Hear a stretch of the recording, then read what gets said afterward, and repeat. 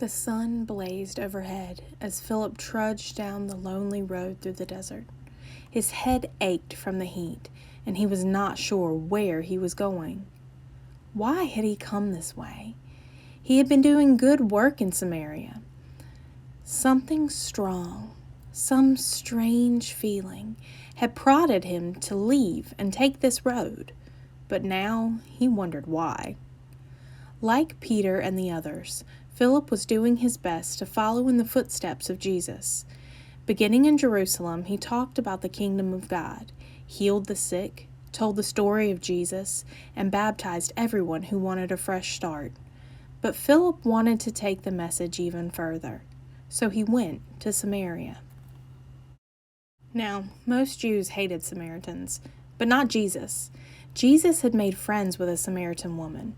One of his most famous stories was about a Samaritan whose kindness and generosity showed what it really means to follow the ways of God. Philip was sure he had done the right thing by going to Samaria. But now he had to admit that as he moved into new places and met new people, it became harder to know for sure what Jesus would do. Now, here he was on this desert road, headed goodness knows where. Along the way, Philip heard the rumble of wheels and the clatter of hooves behind him. A chariot was coming. As it passed by, Philip noticed that the man riding it, a well-dressed Ethiopian, was reading aloud from a scroll. Philip caught a few words.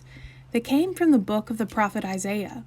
Philip was so curious that he ran after the chariot, calling out until the driver stopped. "Do you understand what those words mean?" he asked the man with the scroll. "How can I?" replied the man. "There is no one to teach me." "I can teach you," said Philip. Maybe this was the reason he had taken the desert road. Like Jesus on the way to Emmaus, Philip showed the Ethiopian man how to find Jesus in the ancient words of the prophet Isaiah. He showed him how words can be living things, growing to hold more and more meaning.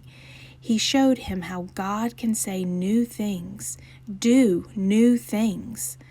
Further along the road, they came to some water.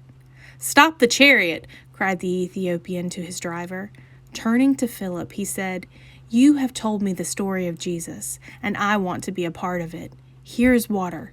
Baptize me now. What is there to stop you?" Philip was silent. He looked at his companion and wondered. The Ethiopian man was different from anyone he had ever met. He looked different, sounded different, lived a different life. He was not even Jewish, but he wanted to be a part of the story of Jesus. Was there room for him? Philip was not sure. What would Jesus do? Philip tried to be still and listened for an answer. The more he listened, the clearer things seemed. There was no one outside the circle of God's love. Philip and the man from Ethiopia went down together into the water. When they came out again, they were both changed. The Ethiopian, once an outsider, was now a part of Jesus, a branch on the vine. As for Philip, he felt bigger inside, amazed by how far the circle would stretch, by how far the love of God would reach. That is what happens when you look for Jesus in everyone that you meet. I wonder what your favorite part of this story is. I wonder if you've ever heard God telling you something that didn't seem to make sense. I wonder if you've ever helped someone understand something.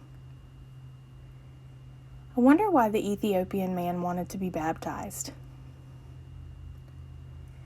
I wonder what happened in Ethiopia after this day.